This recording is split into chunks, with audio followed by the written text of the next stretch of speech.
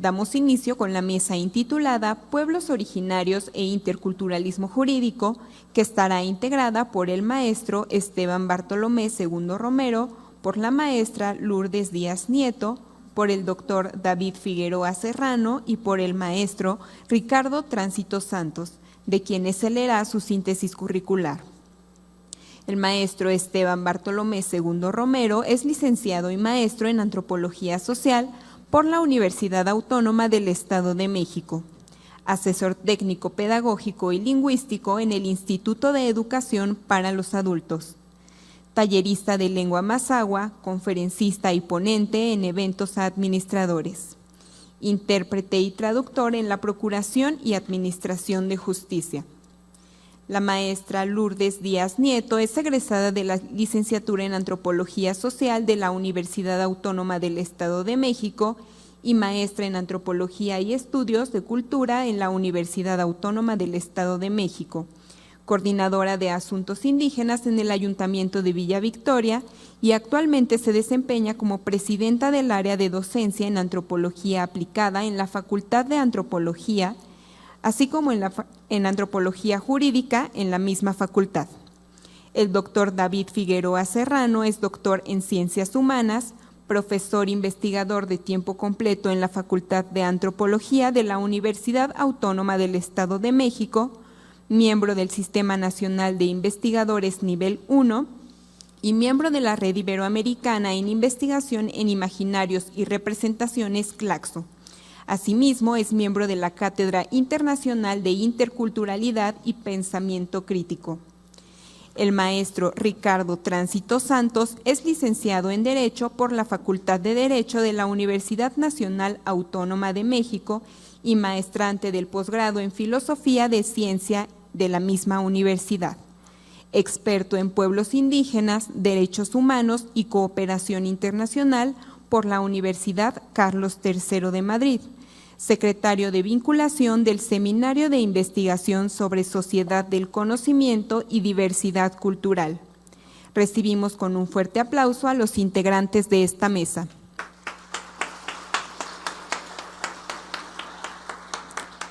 Damos la bienvenida al maestro Óscar Fernando Castañeda Bastida, integrante del Centro de Investigaciones Judiciales de la Escuela Judicial del Estado de México, quien fungirá como moderador de este evento, a quien recibimos con un fuerte aplauso y le cedemos el uso de la palabra. Muy bien. En verdad es un placer estar aquí con ustedes esta tarde, con este grupo extraordinario de conferencistas. Tienen un verdadero y profundo conocimiento de lo que nos van a exponer. Estos espacios se generan gracias a la visión del señor presidente de este Poder Judicial, el doctor Ricardo Sodi Cuéllar. También agradecemos el espacio al doctor Jaime López Reyes, el director de esta escuela judicial, y al director del Centro de Investigaciones Judiciales, el doctor Juan Carlos Abreu, que es un verdadero apasionado de esta cuestión del interculturalismo. Me permito ceder el uso de la voz al maestro Esteban Bartolomé Segundo Romero, quien nos va a hablar sobre pueblos originarios e interculturalismo jurídico. Maestro, por favor, adelante.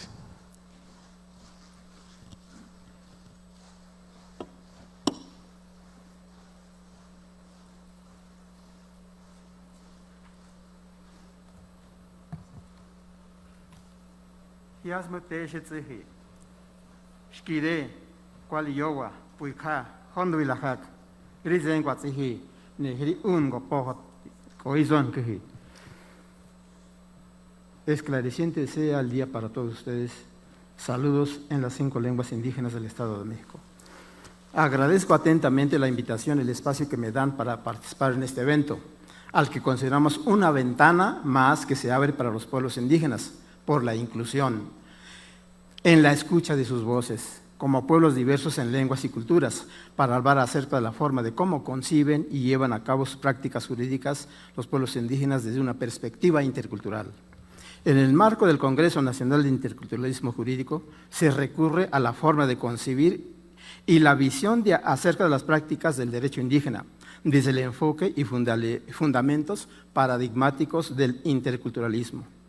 El manejo del concepto interculturalismo para todos los ámbitos de la vida de los pueblos indígenas actuales y más para la aplicación de este paradigma en el plano jurídico está apenas en ideas que se conciben para un rediseño de un nuevo sistema de justicia en México con este sector poblacional, que responda a sus características, intereses y necesidades sobre la diversidad sociocultural interna en el diálogo y la identidad, que son elementos básicos de la interculturalidad. Para ello es imprescindible partir sobre pasos firmes, con la consideración de un marco de referencia, de principios y bases interdisciplinares, teóricos, metodológicos y científicos, junto a los aportes de la sociología, de la antropología, de la filosofía, de la historia, de la axiología, de la humanística, de la pedagogía y, ¿por qué no?, de los lingüísticos, para comprender la vida cotidiana indígena que no se parcela, sino que se practica como una totalidad. Entiendo a la interculturalidad como el diálogo de saberes, de ideas, de pensamiento, conocimientos, de valores entre los pueblos, como es la justicia, entre diferentes concepciones, puntos de vista y prácticas jurídicas de los pueblos, mismos que se debe de dar desde dentro de un clima de respeto, diversidad, tolerancia, pertinencia, inclusión y participación, que son las bases también del interculturalismo. Así se parte del reconocimiento del otro, tema que es una utopía hasta este momento, quizá porque está en proceso de construcción esta forma de práctica. En ese sentido, concebir lo jurídico dentro de los paradigmas del interculturalismo, con relación a la praxis del sentido dado a la norma jurídica entre los indígenas de México, junto a los afromexicanos inmigrantes, porque en estas realidades que existen en el escenario de la sociedad nacional no será posible si no se lleva a cabo primeramente su reconocimiento como sujetos de derechos y dejar de considerárseles como los otros o como un obstáculo para el desarrollo del país y construir un nosotros dentro del Estado Nacional, como lo establece nuestra Constitución Política de los Estados Unidos Mexicanos en su artículo 2, que dice que México es un país que se reconoce como pluricultural y plurilingüe, sustentado en sus pueblos y comunidades indígenas. A los pueblos indígenas u originarios, como se empieza a categorizarles ahora, le han sido impuestos diferentes términos de denominación desde el carácter de nación que se ha ido construyendo a lo largo de la historia y de los siglos de nuestra historia nacional, vía asimilación e integración para la homogeneización del país con un solo idioma y una sola cultura, que no pertenece a la nuestra, en las cuales siempre se ha pretendido su integración a la nacionalidad mexicana, en detrimento de sus culturas y lenguas y prácticas. Estas categorías sociopolíticas asignadas como pueblos trascienden lo comunitario, que fueron desde indios, autóctonos, nativos, aborígenes, naturales, hasta pasado 300 años, por 1810, al tratar de disuadir un poco la carga semántica, peyorativa, acumulativa, hasta entonces por las denominaciones anteriores. Se les llamaron indígenas, pero 250 años después, en la reconstrucción del país después de la Revolución Mexicana, siguió aplicándose como indígenas y como comenzó a llamársele grupos étnicos. Y casi un siglo después se les sigue denominando indígenas. Hasta ahora se les pretende denominar pueblos originarios, que yo no estoy de acuerdo con ese término hasta ahorita, porque es un término que se crea quizá para integrar a todos a la nación, a la nacionalidad mexicana. Pero aquí viene la pregunta: ¿quiénes son los originarios y quiénes no lo son? Entonces, en lugar de agrupar, de integrar, siento que ese término dispersa a la población. Todos estos términos han estado cargados de estereotipos de discriminación, de segregación, exclusión, racismo, xenofobia y tal. Pareciera ser que estas categorías sirven como epítetos para ser excluidos y marginados o como extranjeros en su propia patria. En el contexto sociohistórico nacional, a fines de los años 90 del siglo pasado, Arana de Soares afirmaba que durante el encuentro entre Occidente y América, Entre europeos y pueblos indígenas americanos y entre indígenas mexicanos y españoles existía en lo que hoy es México más de 125 pueblos indígenas, con culturas y lenguas diferenciadas, con una población de 25 millones aproximadamente, de los cuales persisten solamente 68 en la actualidad, mismos que 5 se asientan originariamente en el Estado de México: Mazahuas, Otomíes, Nahuas, Matlacinga y Tlahuicas. Los grupos migrantes que hicieron presencia con más fuerza durante los años 60 del siglo pasado vinieron a sumarse a la población estatal. Estuvieron conformados por diversos grupos procedentes de diferentes partes del país a las zonas conurbadas, atraídos por el espejismo industrial que se daba en el centro de México, en busca de una vida mejor. Mismo que a pesar de sus consabidos problemas de diversa índole que traen con su presencia, han venido a reconfigurar y enriquecer el mapa étnico de nuestra entidad mexiquense. La población indígena del país de fines del siglo pasado representaba el 12% a nivel nacional y el 2.7% a nivel estatal, según el INEGI. A estas fechas, esas cifras se han duplicado, mismo que equivale ahora el 19.4% de la sociedad nacional, 51% son mujeres y 49% son hombres, según el INEGI. Lo que significa que lo que permanecía oculto ahora se ha ido visibilizándose. ¿Qué significa eso? Que los pueblos indígenas están reasumiendo su sentido de pertenencia, su identidad como pueblos indígenas u originarios, como se llama ahora. En el caso de los pueblos indígenas, se debe iniciar entendiendo sus prácticas socioculturales como el modo de pensar, de ser, hacer e interactuar en su relación, reflexión e interacción con el mundo, el cosmos, el universo, la naturaleza, con la humanidad y con los hombres mismos. Ello nos remite a recuperar y analizar su concepto o visión del mundo, su cosmovisión, o sea, su sistema de pensamiento o filosofía, concretada en sus prácticas tangibles e intangibles de vida cotidiana y contenidas en el repertorio de su tradición oral. Esta tradición oral está conformada por una serie de discursos narrativos construidos socialmente desde antaño. Para comprender la cuestión jurídica en los pueblos indígenas, que media entre los seres humanos, los demás elementos de la cosmonaturaleza, las deidades, está dada dentro de un orden, de una armonía y un equilibrio que trasciende y se concreta en la vida humana, para una vida de paz, armonía, equilibrio, equitativa, justa y que se modela y controla el comportamiento humano, lo que va del ámbito individual, familiar y sociocomunitaria, ante su contrapeso en este mundo como son el caos, el desorden, la desarmonía, el desequilibrio, la injusticia, que se significa en los conflictos, en las peleas, pleitos, problemas, desastres, guerras y, en pocas palabras, de una sociedad caótica. Lo que obliga a replantear las prácticas jurídicas en el Estado-Nación y en los pueblos indígenas acerca de la aplicación de la ley que permita reorientar las actitudes y resolver las controversias de todo tipo presentes a nivel individual, familiar y sociedad en general. Ahora, pero sigue pendiente la pregunta, ¿qué es la cosmovisión? Desde el punto de vista etimológico, la palabra cosmovisión es una palabra griega que se compone de cosmos, que significa orden, y visión, del verbo ver. En sí es la forma de concebir, de interpretar, analizar, explicar el orden que existe en el mundo, en la naturaleza. Pero ese ver no va de un simple observar o mirar, sino de un ir más allá, hacia la búsqueda de la luz del saber, del conocimiento, como le diría Platón.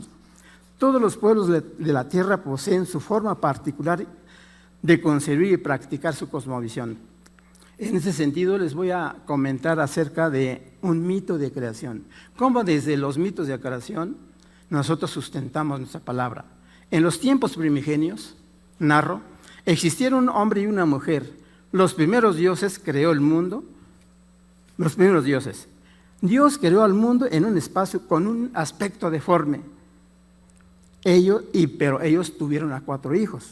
Cierto día, volteando el Señor hacia abajo, hacia el mundo, y se dio cuenta de lo que había creado, por lo que decidió enviar a sus 2 últimos hijos a componer ese mundo deformado, ensayo y error.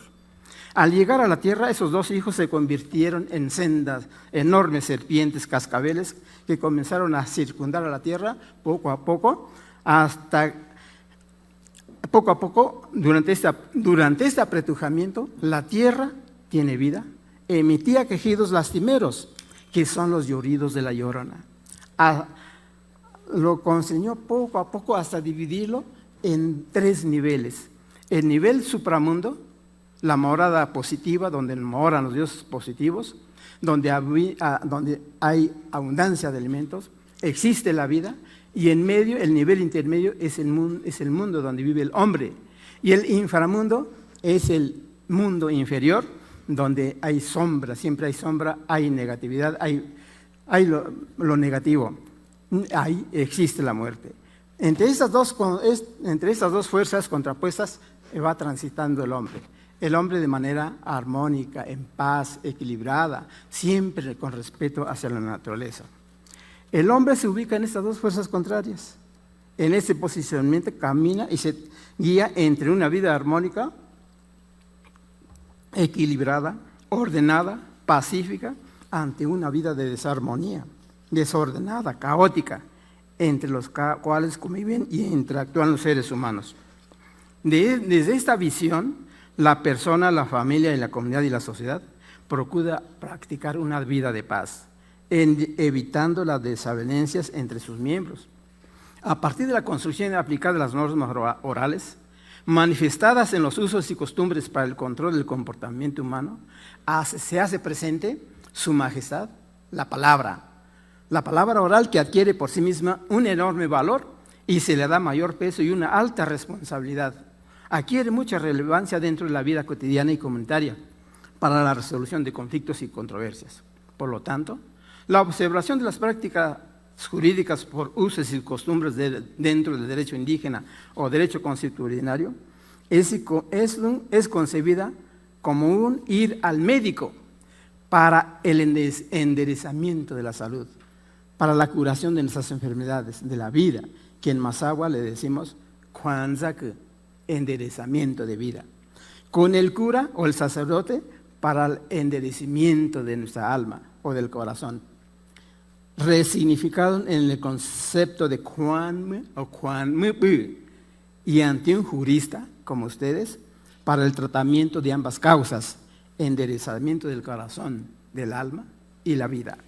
Esta forma de práctica jurídica consuetudinaria, persistente en los pueblos indígenas, practicada junto a un sistema jurídico del sistema positivo mexicano, los miembros de estas comunidades, quienes infringen ambas normas, son sancionadas del sistema tradicional. Primeramente, se aplica la justicia mediante la aplicación de la conciliación oral entre las partes y la reparación del daño consistente en la realización de obras comunitarias en el beneficio de la misma comunidad, sin antes ser recluida en espacios específicos construidos para tal fin.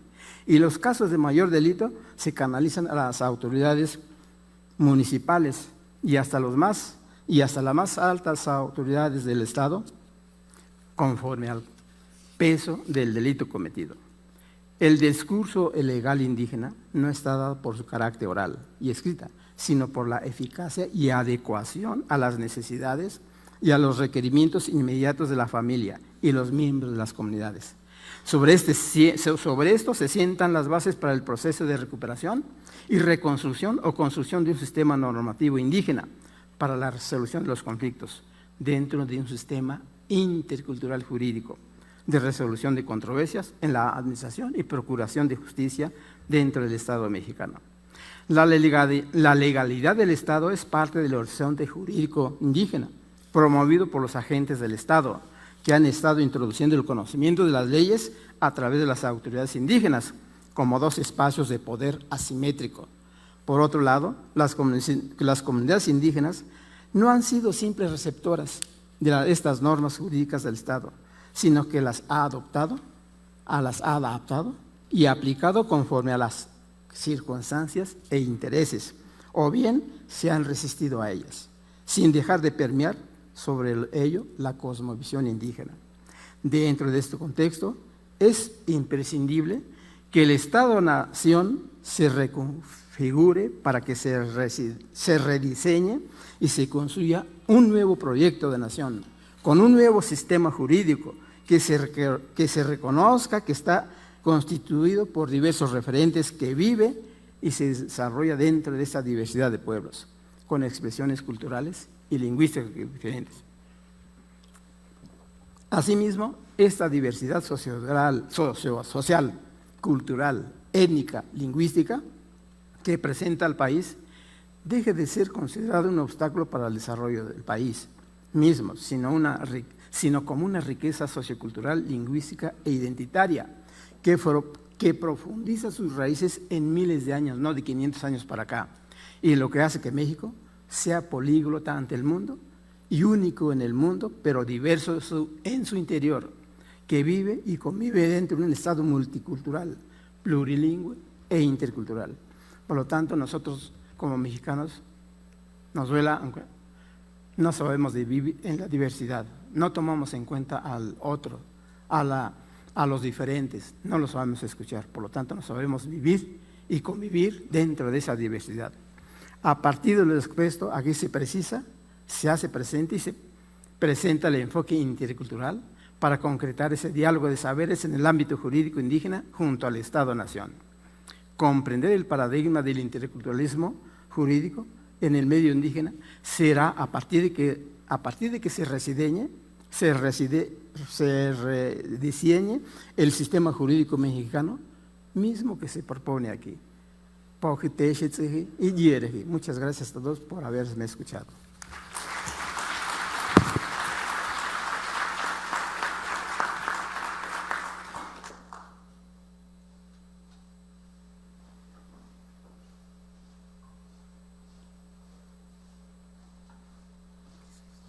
Muchas gracias, maestro Esteban Bartolomé.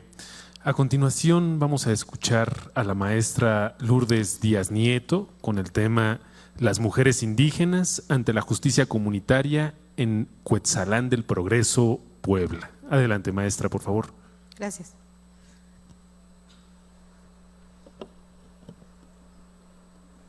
Bueno, ahí tienen, les traje una presentación, espero no verme muy académica.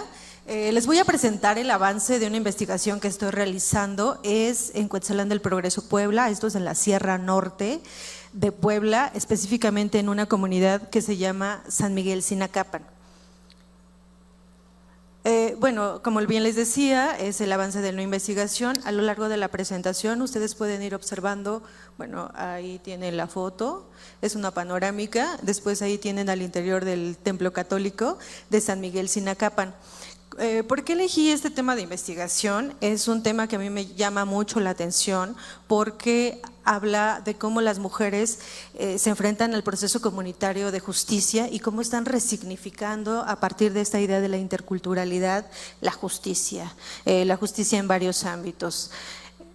Para efectos del trabajo, lo que les voy a presentar acá es un acercamiento a la idea de interculturalidad, el caso de San Miguel Sinacapan, unos datos muy generales, cómo es el sistema comunitario de justicia en este mismo San Miguel, cómo las mujeres de San Miguel Sinacapan se enfrentan al sistema comunitario, cuáles son los principales problemas que ellas tienen al enfrentarse ya sea al sistema comunitario y también al derecho del Estado como ellos lo nombran. Y luego haré algunos apuntes desde la interculturalidad y los sistemas de justicia comunitario en San Miguel Sinacapan y finalmente algunos hallazgos de la investigación junto con consideraciones finales.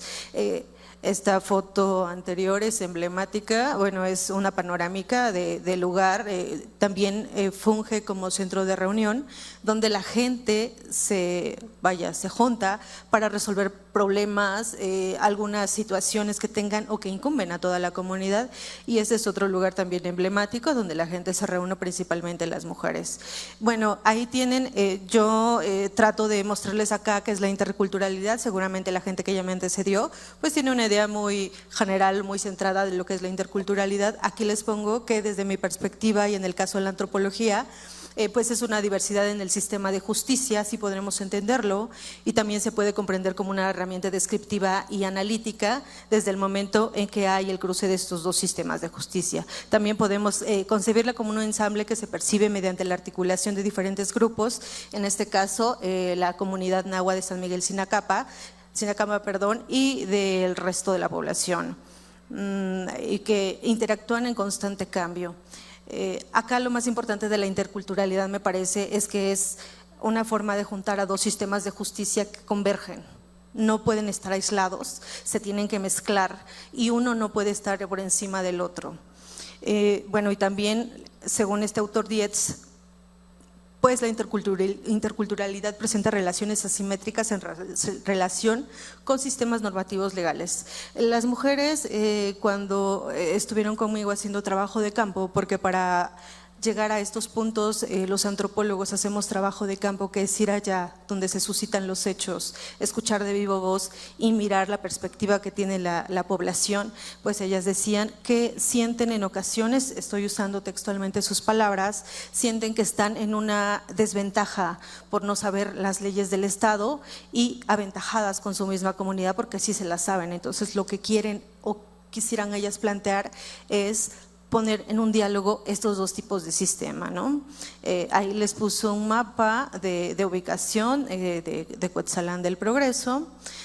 Bueno, esto es al interior, hay un trabajo comunitario detrás de esas flores, así como en las comunidades o de grupos originarios, que aunque ya nos ilustró aquí el maestro que tal vez no sea lo correcto y que así se han catalogado, pues hay un trabajo comunitario detrás. Bueno, ahí les pongo cómo es el sistema de justicia en San Miguel Sinacapan. Cuetzalán del Progreso, que se ha denominado como pueblo mágico, tiene 8 juntas auxiliares. Las juntas auxiliares agrupan a población, que a su vez tienen jueces de paz. Ahí textual, esto lo tomé del Plan de Desarrollo Municipal y que pues, obviamente también se puede leer desde el trabajo de campo. Cuenta con un presidente auxiliar que tiene labores administrativas al interior de su territorio. Aquí hay algo súper interesante. Anteriormente el juez de paz se elegía según los usos y costumbres y ahora se tiene que elegir a partir de una cuestión política. Vemos cómo se están entretejiendo otros elementos aparte de solamente los usos y costumbres. Es decir, no podemos hablar de un sistema de justicia de la nación o del Estado, como ellas lo nombran, y un sistema de usos y costumbres aislado. Se tiene que estar mezclando y obviamente reconfigurando. Creo que uno no tiene que estar por encima del otro, ni mucho menos, simplemente se tienen que estar reconfigurando, repensar esa idea incluso de justicia en esta comunidad. Bueno, les decía ahí, es a través de los votos, tiene que hacer campaña política. Y bueno, es lo que mencionan. Ahora, en el mismo Miguel Sinacapan las fotos son muy representativas de la fiesta de San Miguel. Hay un presidente auxiliar que es parte de un organigrama político, pero la que sí se elige o el que sí se elige como parte de usos y costumbres es un juez de paz. El juez de paz tiene un papel de conciliar, que seguramente lo hemos estado escuchando mucho en las ponencias que han estado antecediendo los compañeros, que tiene el papel de la mediación, de la conciliación y del diálogo, haciendo una comparación entre los sistemas de justicia del Estado de México, que no me van a dejar aquí mentir, y los de otras latitudes, que comparte también esa idea de usos y costumbres. Se llega al diálogo, a la conciliación, no a culpar, sino a remediar. Es un sistema que logra precisamente confortar otra vez a la comunidad para que siga funcionando como tal. Acá hay un hecho importante, hay una juez de paz, en este caso es mujer y es abogada. Al ser mujer y abogada, las mujeres tienen la facilidad de acercarse y platicar de mujer a mujer el hecho de situaciones en las que se han visto envueltas, porque ellas mencionaban, no lo digo yo y seguramente algunos de ustedes tampoco, bueno, lo juzgarán, hay un sistema de justicia tal pareciera que es muy patriarcal, hecho para hombres y por hombres, y cuando las mujeres tienen un problema de esta naturaleza, como es una violencia doméstica, violencia sexual dentro del matrimonio, pues uno como mujer en ocasiones no puede ventilar determinadas situaciones que pudieran ser tan tan sensibles, por llamarlo de una manera. Acá están las principales autoridades, reitero, que es una juez de paz, que es, en este caso es una mujer y es abogada, es casada, tiene hijos, cumple con ese prototipo de la comunidad. También hay fiscales y mayordomos a los que se puede acercar, obviamente, la población. Acá les puse las principales problemáticas a las que se enfrentan las mujeres de San Miguel Sinacapan, y son abandono de hogar y violencia física. Entonces, ellas están en una disruptiva, porque dicen, ¿cómo es que soluciona este problema? Cabe hacer mención, bueno, ahí es de los voladores de Quetzalan, no de Cuetzalan, otros son muy comerciales, los de Papantla, ¿no? Ya estoy haciendo comercial acá, pero las mujeres pues deciden, o sea, dicen, ¿ahora qué hago si hay una persona que no se quiere hacer cargo de mi hijo? ¿A dónde acudo? La primera instancia es su juez de paz. ¿Sí? Su juez de paz, en este caso mujer, las asesora, y ellas allá tienen un juzgado indígena.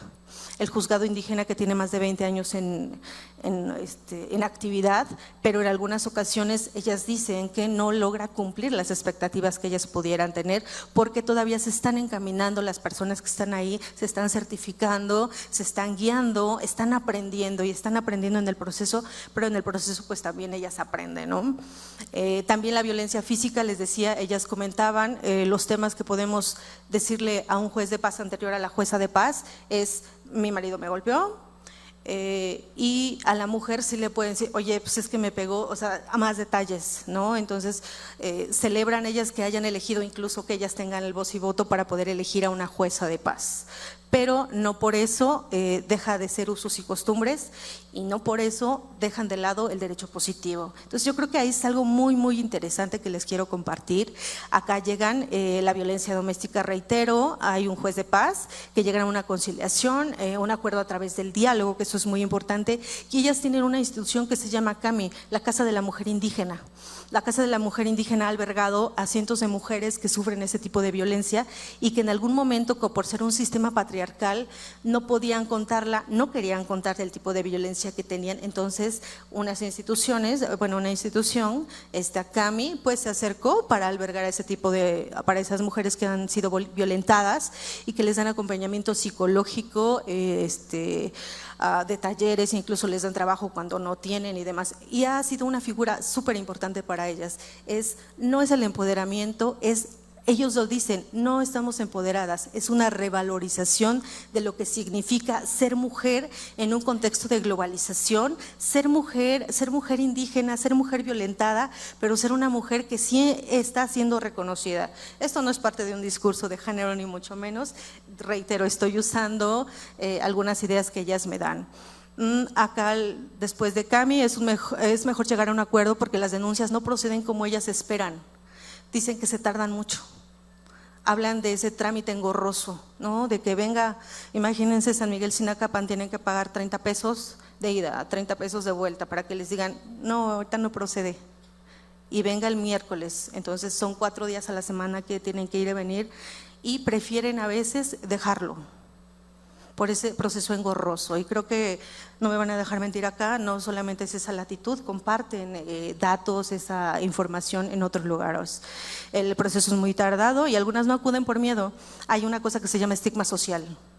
Entonces, la mujer que ha sido golpeada, la mujer que va y denuncia, también tiene una señalización social. Y eso obviamente repercute en algunos campos y en otros no. Pero bueno, ya también depende mucho de cómo las mujeres hayan sido educadas, qué escolaridad tengan y bueno, qué estén pensando. Y aquí las mujeres que deciden no denunciar o acercarse a las comunidades, a las autoridades comunitarias, las convence su marido y lo resuelven en pareja. Y tal parece que dicen, se va a portar bien. Es como si yo como mujer me tengo que aguantar que alguien más diga que lo va a hacer bien por mí. Eso es lo que ellas están enfrentando. Ellas dicen, necesito que se revalore la idea de lo que es ser mujer, de lo que es ser indígena, porque por ser mi marido no tiene el derecho, aunque tal vez de forma tradicional se haya pensado que se pasa de una tutela a otra, de una tutela de padre a una tutela de esposo, a una tutela de suegros. Ellas están revalorizando esta nueva idea de lo que significa ser mujer. La otra, les da miedo el señalamiento social, pueden incluir la poca o nula intervención en actividades comunitarias, las dejan de invitar y prefieren aguantar por ser dependientes económicas de su pareja. Creo que esa es otra situación para apuntarse, ¿no? Y es difícil para una mujer que fue víctima de violencia acercarse a un hombre a contar su experiencia. Además, los lazos de parentesco se hacen presentes porque es una comunidad, entonces todos se conocen. Oye, tu mujer me dijo que la golpeas. Entonces, también hay ese, ¿cómo decirlo?, ese huequito donde se cuela en muchas ocasiones la información y que no están muy de acuerdo. Y las que sí denuncian, ellas se acercan a las autoridades tradicionales y las remiten al juzgado indígena y de ahí al MP y del MP al juzgado indígena. Reitero, se está entrenando este juzgado indígena, ya tiene más de 20 años en uso, pero todavía les falta según la visión de ellas. Son criticadas por algunos integrantes de la comunidad por el hecho de ir a denunciar y los comentarios que hacen la gente a espaldas, o sea, se dan cuenta porque la gente pues a espaldas. Algo súper interesante que les puedo compartir acá en la investigación que estoy haciendo. Las mujeres que tienen 25 años y más sufren de violencia física y maltrato psicológico y es causado por el alcoholismo.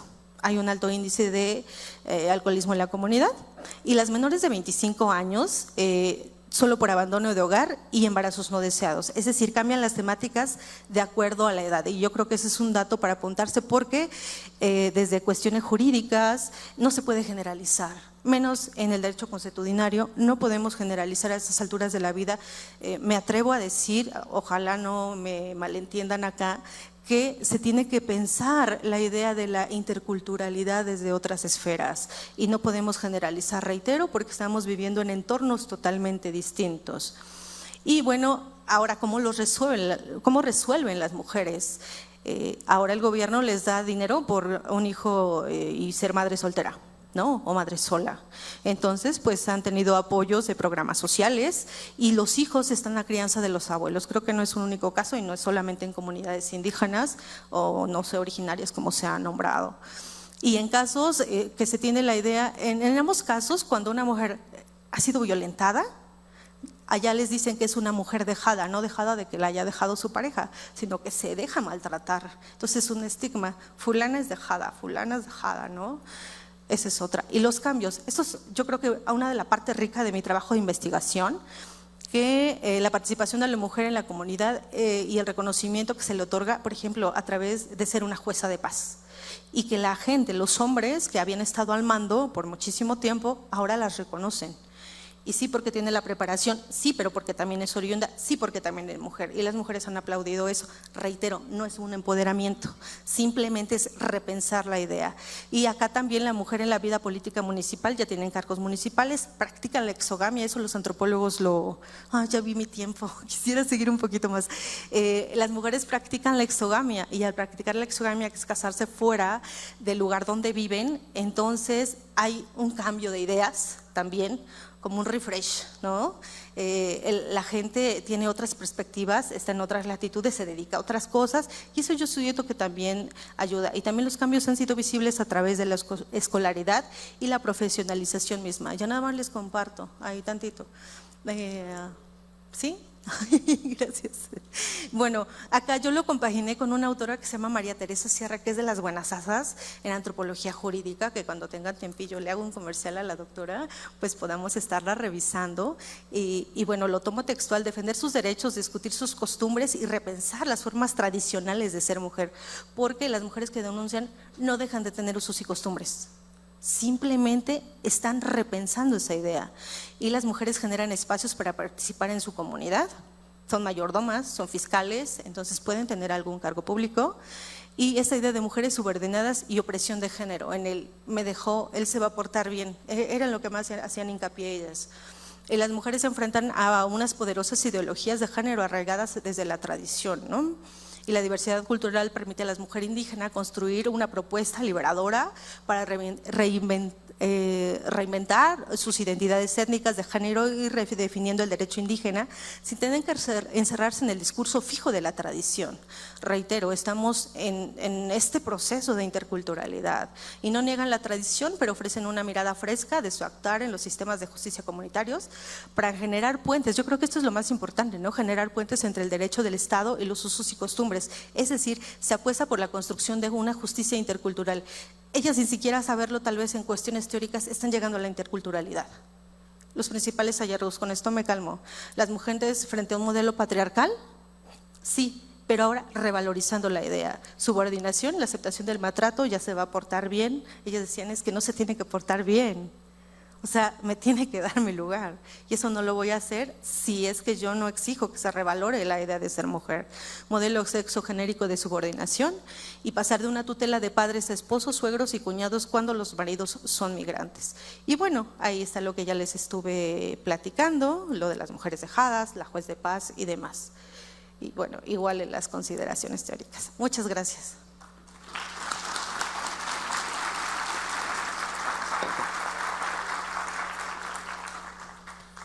Muchas gracias, querida maestra.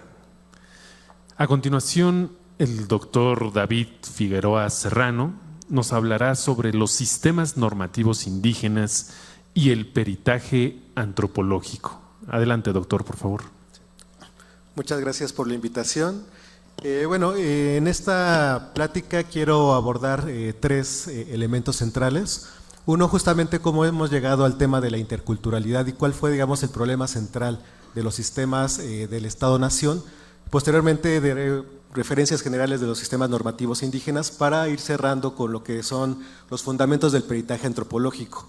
Justo, el peritaje antropológico se genera como una vertiente o un referente que va a estar aportando al apoyo justamente del pluralismo jurídico, y es relevante ir viendo cómo son, digamos, los elementos de identificación del proceso del peritaje que hacemos los antropólogos ya en un campo jurídico. Bueno, inicialmente, como lo refería, el problema central que estuvo enmarcando la generación de los Estados-nación desde el siglo XVIII y siglo XIX, pues tenía que ver con una visión del Estado nacional homogéneo. Esa visión del Estado homogéneo pues tenía que ver o se fundamentaba en dos perspectivas centrales. Una evidentemente venía justo del proceso universalista que se había constituido del modelo de la Ilustración, de la modernidad como se le conocía, o sea, se estaba fundamentando en ese momento. Y por otro lado también venía una vena muy interesante que se estaba gestando en los proyectos nacionalistas, principalmente en el centro de Europa, el caso del espíritu del pueblo, hablando por ejemplo de los románticos que hablaban del Volksgeist, que planteaban justamente que había una esencia o una naturaleza, inherente al propio sujeto que formaba una nación. Ese elemento fue, digamos, conformando justamente la idea de ese nacionalismo romántico, donde se consideraba que había rasgos comunes e inmutables en la nación, ¿no? Y estos elementos, pues sí se caracterizaban por un proceso histórico, pero no era, digamos, no se entendía como un modelo constructivista, sino más que nada como una esencia. El hecho de que una persona naciera en un entorno en específico ya se consideraba que era parte de esta, digamos, de esa energía implícita en el proceso del nacionalismo que, digamos, lo envolvía. Ese es un elemento importante para tomar en cuenta porque evidentemente lo que fue la perspectiva de nuestra, de lo que se fue formando las sociedades occidentales, se caracterizaron por ese elemento.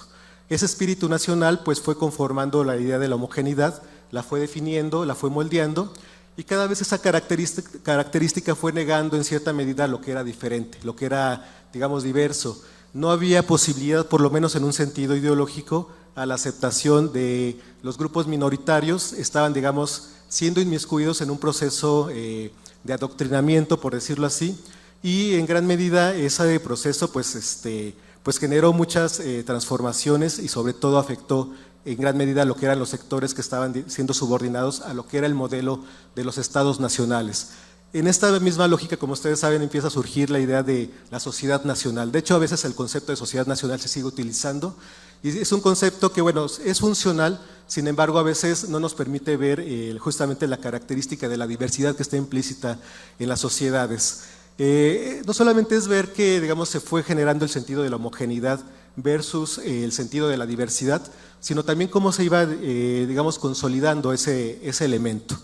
Evidentemente, bueno, el carácter de la normatividad unitaria fue parte del modelo burgués que estaba implícito en esa característica de la sociedad occidental forjada justamente con el modelo del proyecto moderno, y en esa misma tendencia había cierto tipo de características donde había una definición muy específica desde del humanismo que había forjado el sentido del ser humano como una entidad ontológica y metafísica. Eso es muy importante entenderlo porque había, digamos, una construcción a priori del sujeto. ¿A qué me refiero con ello? Pues estaba asumiendo que el ser humano tenía cierto tipo de características, no importaba su diversidad cultural. Digamos, el tema de la diversidad cultural había sido relegado y se habían centrado, digamos, los intelectuales digamos, del modelo modernista justamente a estas características metafísicas, es decir, partir de la idea de cuál era el origen del ser humano, qué era el ser humano en sí mismo, o sea, constituir el concepto del ser humano, pues era, digamos, una de los fundamentos. Y como ustedes saben, ahora ha habido varias tendencias de reconstituir ese concepto. Si bien es cierto, originalmente se había forjado a partir de la base de la racionalidad, ha habido varios autores que han debatido la idea de que realmente la especie humana pueda definirse desde el concepto de lo racional. Pero bueno, eso ya es un elemento más contemporáneo, pero precisamente en esa misma lógica, ese fundamento a priorístico de lo que era el ser humano fue, digamos, delimitando el sentido justo de lo que era nuestra especie, nuestra entidad, y fue quedando de lado la condición situacional, es decir, el ser y el actuar en el mundo concreto. El Dasein, como lo han planteado algunos filósofos, cómo el mundo te afecta y cómo eres parte de un mundo en específico. De hecho, incluso desde los propios autores latinoamericanos, eso es muy importante resaltarlo, la visión de la interculturalidad, que podemos decir que es relativamente reciente, de los años 80 aproximadamente, pues tuvieron un antecedente muy importante a partir de algunos planteamientos de filósofos y de intelectuales desde los años 60, que ya habían hablado del ser en su situación, del ser humano en su situación, y asumían la importancia de entender sobre todo a la nación mexicana y los países latinoamericanos como parte de un proceso histórico en el cual no podemos definirnos solamente desde una condición a priorística de qué es el ser humano, sino entender las lógicas del colonialismo. Y de ahí empieza a haber, digamos, vertientes muy interesantes. Pero precisamente en esa misma idea, pues, digamos, en esta construcción de lo que era la visión universalista de la sociedad occidental, pues el individuo se convirtió en el centro, digamos, de la valoración. Como sabemos, es un referente que nos viene del Renacimiento, y ahí la constitución del individuo como una entidad moral, digamos, central o primera antes de la comunidad, pues fue fundamental, que sabemos que es también parte de los constructos del liberalismo. Entonces la comunidad quedó, digamos, despojada del sentido de las correlaciones sociales, y la comunidad se entendió más que nada por la integración de los sujetos, pero no por el tipo de procesos de convivencia que se iban gestando. Eso fue un punto que, bueno, hay que ir tomando en cuenta, porque precisamente ya cuando empezamos a hablar de los temas de la interculturalidad y de la visión de la sociedad nacional, pues allí empezó a haber puntos que los pueblos indígenas y diferentes grupos que no se sentían, digamos, representados por la visión universalista, empezaron a cuestionar. Aquí, digamos, hay un punto que es muy importante, porque precisamente los procesos de reivindicación en gran medida van a surgir a partir, digamos, de los movimientos sociales mismos, principalmente a partir de los años 50, años 60, pero también evidentemente a partir de lo que va siendo la incorporación digamos, de las adecuaciones jurídicas que van a permitir el ejercicio de los derechos culturales. De tal manera que esta correlación entre el proceso del derecho y el movimiento social empezó a generar una tendencia básica precisamente para ir reconstituyendo lo que ahora entendemos como estas tendencias de la aceptación de la diversidad cultural y el modelo intercultural mismo. Algunos antecedentes que son básicos en ese proceso estaría, digamos, la Declaración de Barbados, el Convenio 169 de la Organización Internacional del Trabajo, que normalmente casi todos hacen referencia más al caso del Convenio 169, porque es donde queda, digamos, definido el derecho, digamos, o el referente internacional en el cual, digamos, los países que firman estos convenios pues están adscribiendo a ello. Sin embargo, la Declaración de Barbados fue central y fue previa, es a principios de los años 70, y esta Declaración de Barbados, hay dos, digamos, momentos de la declaración. Una primera en el cual hay un debate entre los intelectuales que buscan entender y sobre todo hacer un cuestionamiento a las sociedades occidentales principalmente, por la manera en que han abandonado a las comunidades indígenas los modelos de injusticia y los modelos de explotación, y posteriormente va a haber la segunda Declaración de Barbados, donde ya participan las comunidades indígenas y empieza a haber un ejercicio ya, digamos, de efecto más fuerte, que va a permitir modificar y llevar a cabo justamente la transformación de algunas normativas, y el convenio 169 va a ser resultado justamente de estos proyectos como la Declaración de Barbados. Y finalmente, bueno, ya vienen otro tipo de normativas de carácter internacional o de declaraciones, como es el caso de las Naciones Unidas, y evidentemente, bueno, ya en el caso de México sabemos que había ya una tendencia a finales del siglo XX, y digamos ya jurídicamente México es reconocido como una nación pluricultural a partir del 2001. Sin embargo, aquí viene un punto de juego interesante, ¿no? Porque como nación nos habíamos reconocido históricamente como justamente como una sociedad pluricultural, y el referente más claro fue justamente el modelo integracionista que se generó a principios del siglo XX, cuando salimos de la Revolución Mexicana y empieza a haber una búsqueda más clara de qué era realmente nuestra nación. Empieza a identificarse el sentido del mestizaje como un proceso pues de identidad central, ¿no? Ahí ya había un reconocimiento justamente de lo pluricultural. Sin embargo, en términos jurídicos, pues llega 80 años después, ¿no? Digamos, este tipo de reconocimiento. Ahora bien, bueno, estamos hablando un poco de estas formas de reconocimiento, sin embargo, también habría que reconocer cómo ha sido el modelo en el cual se ha justamente reconocido este proceso de la diversidad cultural. Hay dos tendencias que tendríamos que tomar en cuenta. Una de ellas viene de lo que es el multiculturalismo y la interculturalidad, que justamente quienes lo proponen son autores anglosajones, que vienen, digamos, más en el contexto de Canadá, por ejemplo, Charles Taylor y Will Kimilka, que son quienes proponen justamente esta idea de la interculturalidad. Pero aquí, ojo, lo que ellos proponían más que nada era como dentro de un Estado nacional, o sea, digamos, un Estado hegemónico, había la posibilidad o la cabida, digamos, del reconocimiento de las autodeterminaciones de los grupos minoritarios. Ahí se usaba ese concepto de grupos minoritarios. Era una tendencia interesante porque, bueno, era una manera por lo menos de generar la apertura para que los grupos llamados minoritarios étnicamente pudieran tener una mejor integración ante el sistema nacional. Entonces, eso fue, digamos, muy valorado, sin embargo, también ha sido muy criticado, porque al final del día lo que se está generando es un nuevo modelo de integracionismo en el cual sigue habiendo una sociedad hegemónica y solamente los pueblos o los grupos minoritarios quedan de manera subordinada. Por eso ha sido cuestionada esta perspectiva. Claro está que, bueno, el concepto de interculturalidad, pues ahora lo usamos de una manera más común y a lo mejor ya no lo estamos viendo en esa lógica, pero inicialmente fue, digamos, la tendencia del concepto. Por otro lado, había un concepto distinto que era el de pluralismo cultural. Y el concepto de pluralismo cultural sí buscaba realmente constituir relaciones simétricas entre las sociedades y no partir de un modelo de sociedad nacional establecido.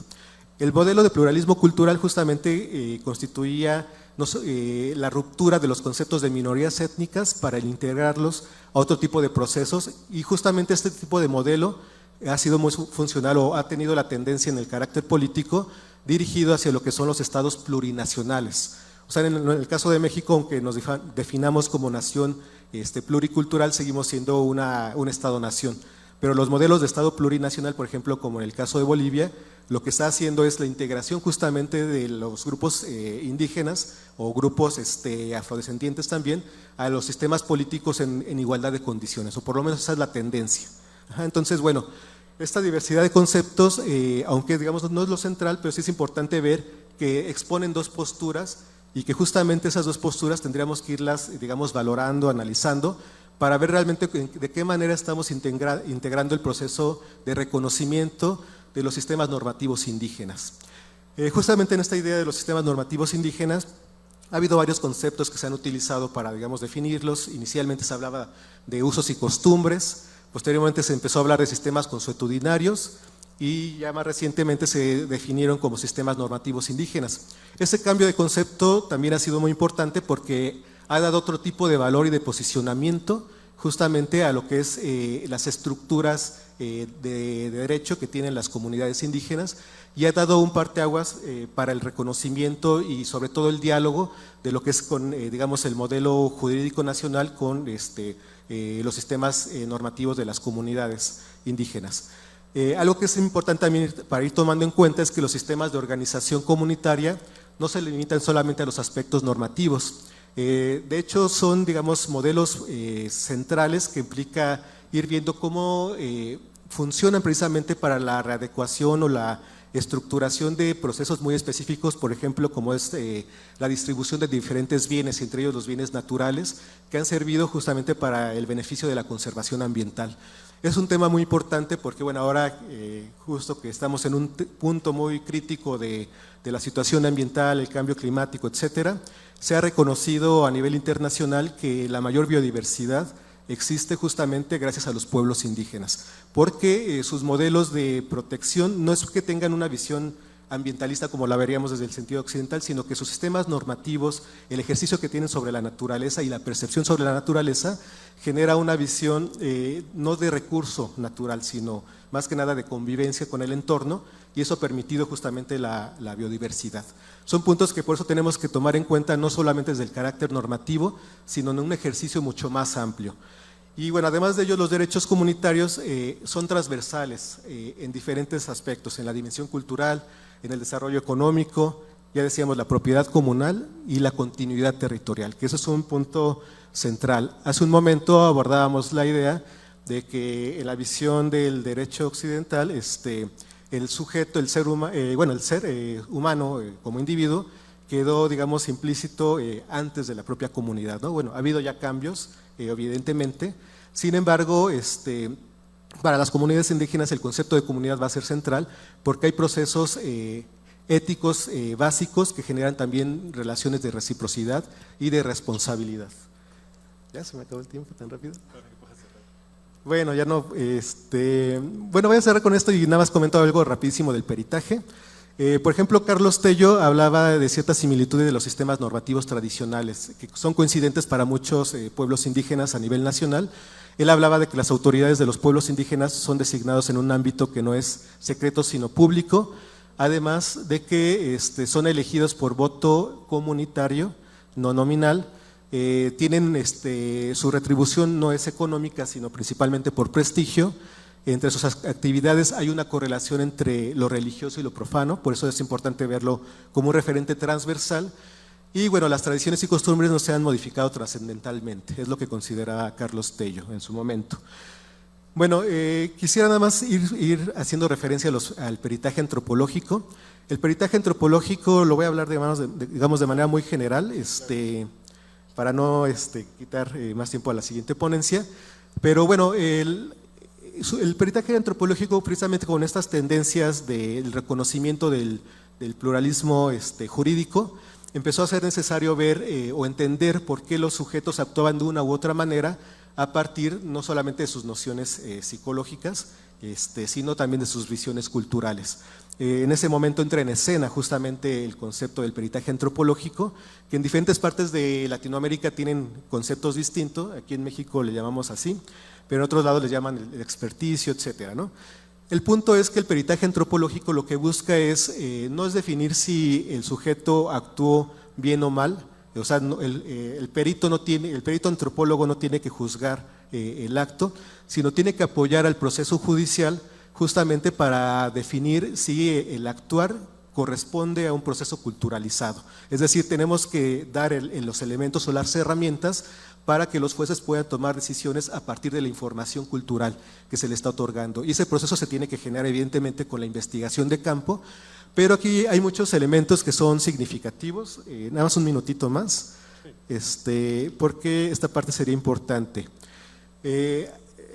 Originalmente se había pensado que el peritaje antropológico pudiera dar la autenticidad de que el sujeto implicado en una situación específica de un delito o una situación administrativa, pues digamos pudiera ser reconocido justamente como parte de una cultura indígena, ¿no? o un sector cultural en específico. Ese es un tema, digamos, que ha sido, digamos, controversial en el estudio del peritaje antropológico, porque se ha cuestionado realmente si podemos definir qué es ser, digamos, o mejor dicho, cuál es la autenticidad cultural, ¿no? De hecho, hay algunos antropólogos desde los años 70, como James Clifford, que ya cuestionaba ese referente en el caso de Estados Unidos ante un caso de protección de tierras de unos pueblos nativoamericanos. Entonces ellos comentaban que justamente el problema de la autenticidad cultural es muy complejo porque no se puede definir de una manera simple porque muchas de las comunidades indígenas sufren procesos de colonización interna y eso ha generado la transformación de sus sistemas culturales y normativos. Entonces, más que definir la autenticidad que eso es un punto, digamos, importante porque normalmente eso es lo que se pide en los peritajes. Se tiene que ir, digamos, delineando cuáles son las características que sí, digamos, son partes o son, digamos, implícitas de lo que es una forma de actuar o de ser dentro de la comunidad misma y se vuelve un referente para la, digamos, para la toma de decisión del juez y también dar cuenta de cuáles son los procesos o las estructuras que tiene una, un sistema normativo en una comunidad indígena. Déjenme salto esta parte, ya para ir cerrando.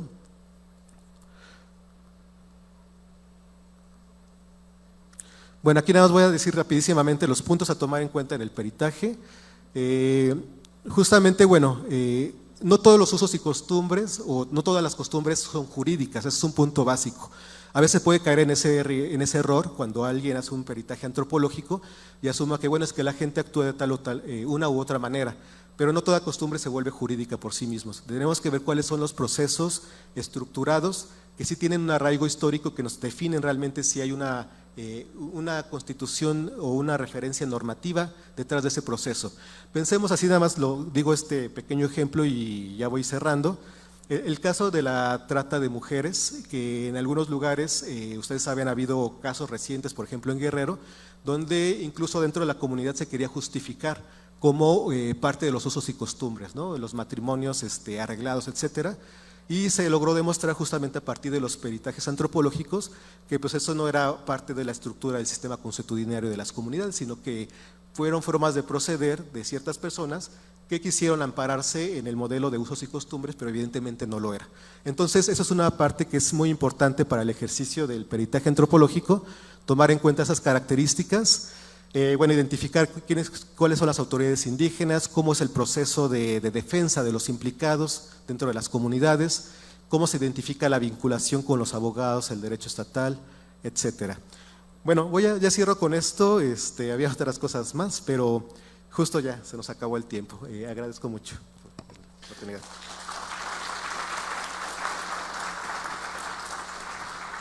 Muchas gracias, estimado doctor.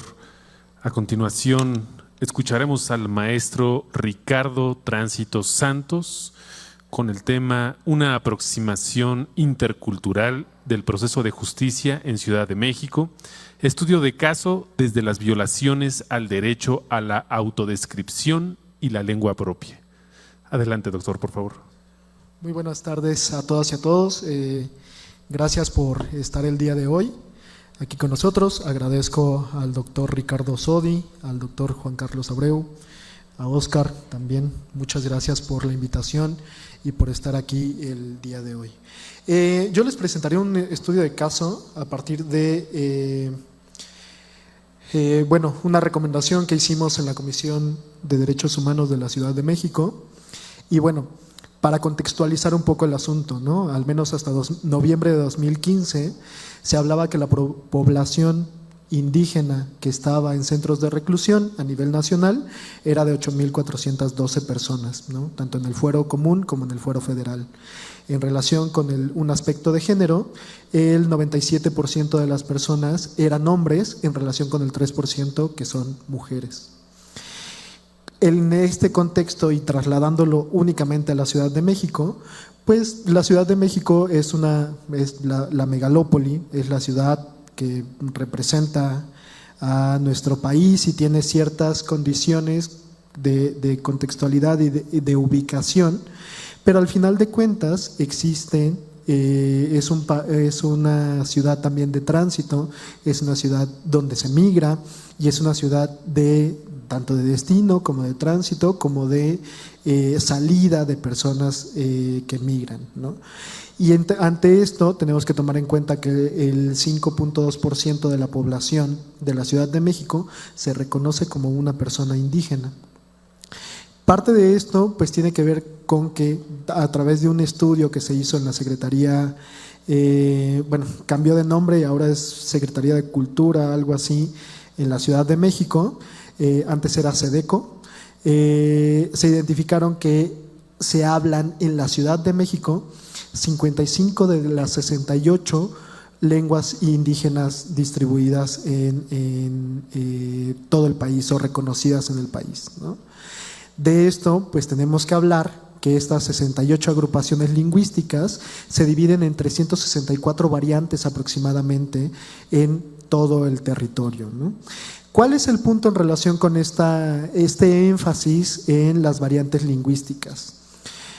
Se ha comentado sobre la importancia de la interculturalidad, los procesos jurídicos, cómo dar el acceso a la justicia, pero el punto talante aquí en los 364 variantes lingüísticas es que son muy diferentes. Es como pensar en 364 idiomas diferentes, ¿no?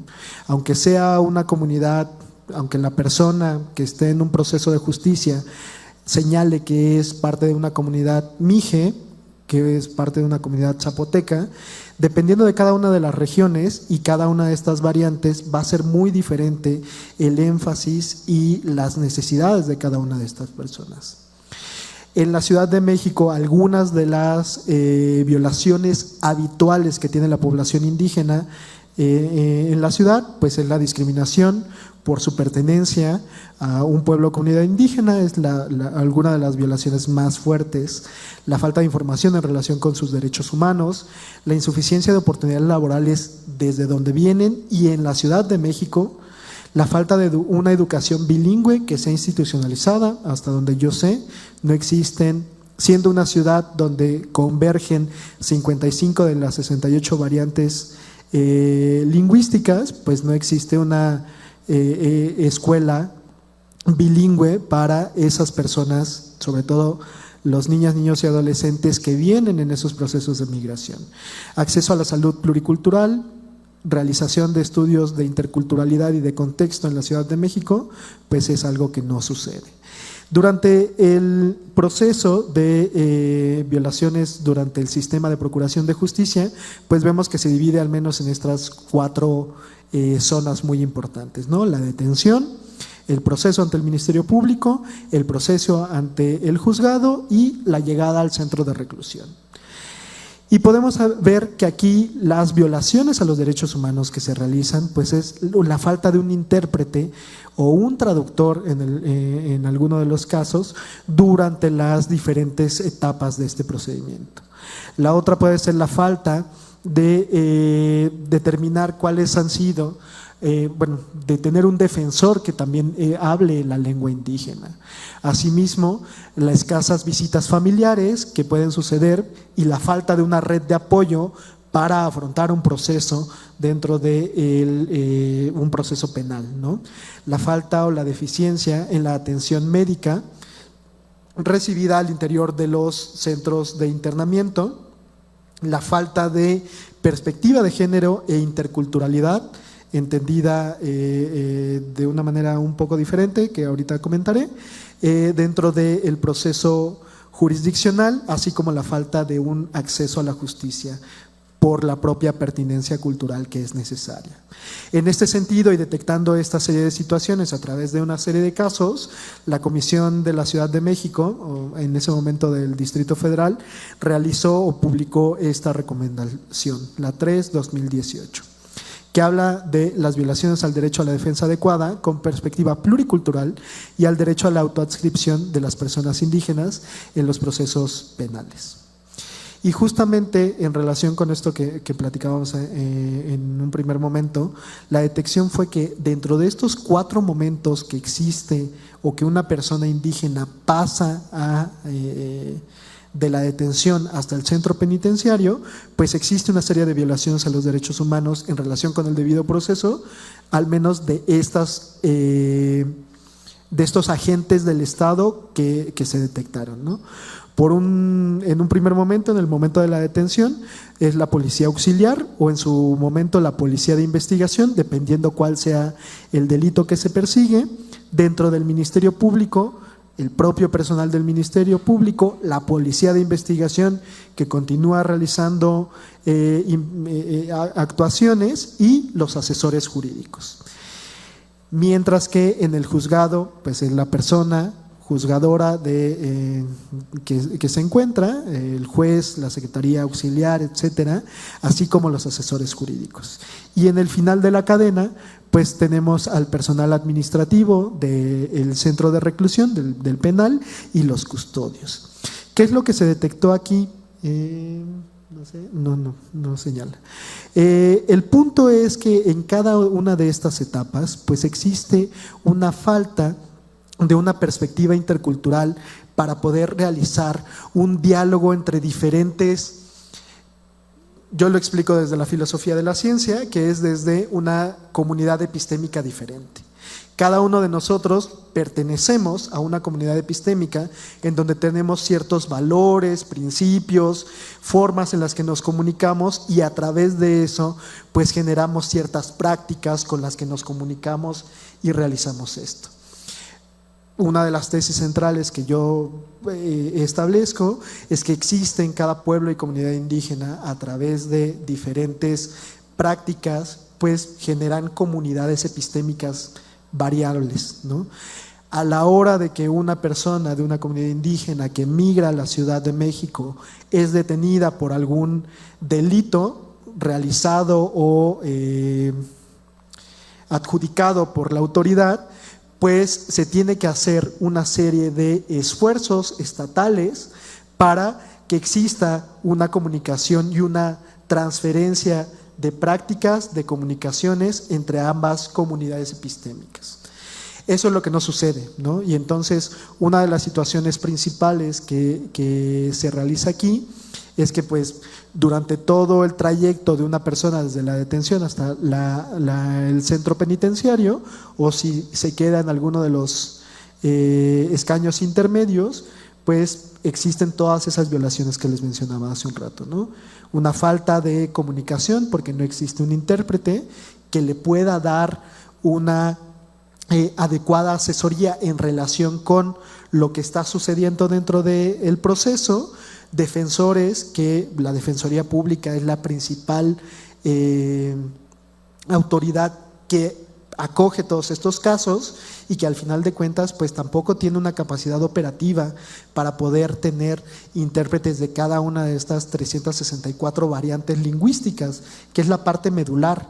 Pero al mismo tiempo el personal ministerial, al menos de los 17 casos que analizamos, en el 99%, ellos como autoridad determinaron quién era indígena y quién no era indígena, solamente por cómo se veía, ¿no?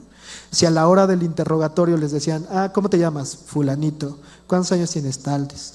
¿Perteneces a una etnia, pueblo o hablas una lengua indígena? Y entonces varios de los entrevistados señalaban así de, yo no entendía qué era ser indígena hasta que me lo dijeran en el Ministerio Público, ¿no?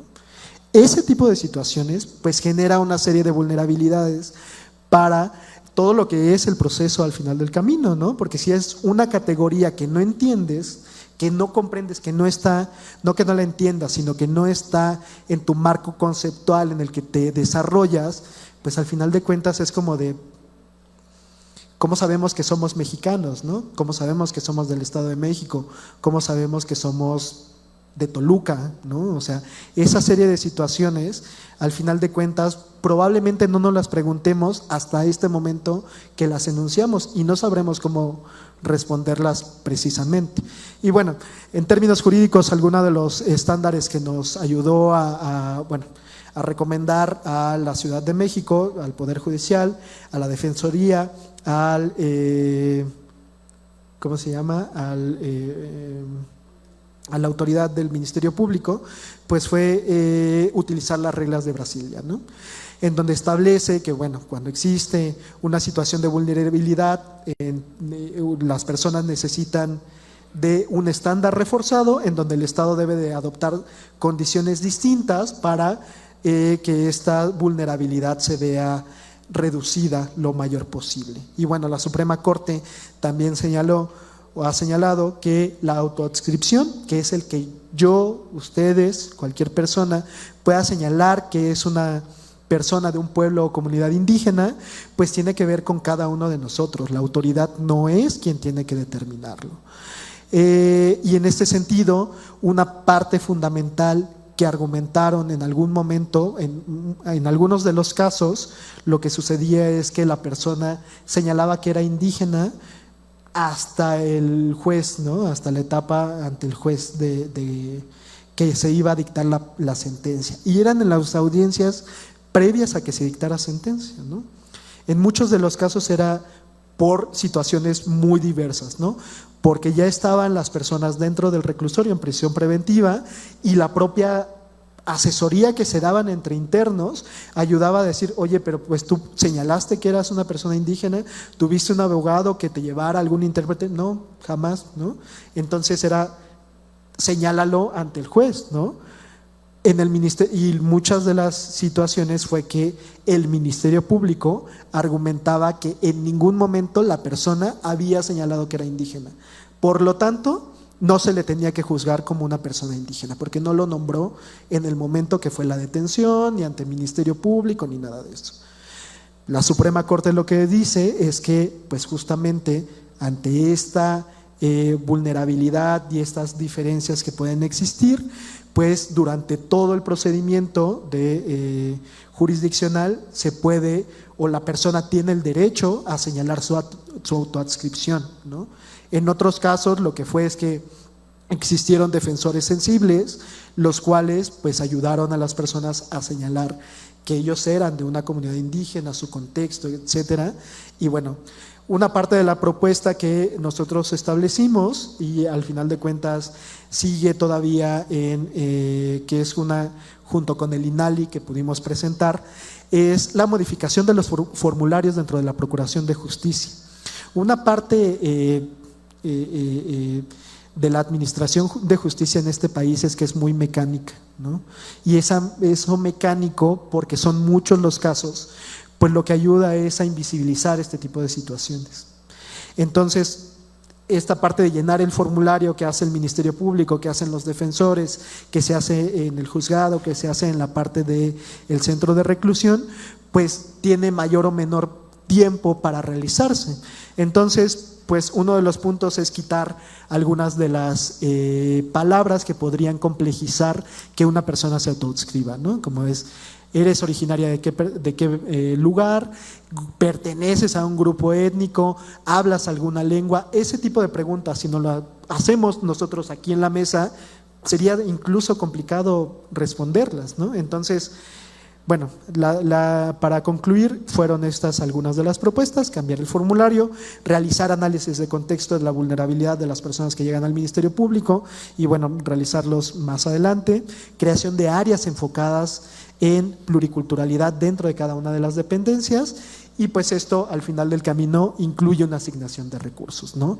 Y eso también es necesario proponerlos ante las asambleas legislativas o los poderes legislativos para ser etiquetados de esas situaciones. Y bueno, muchísimas gracias.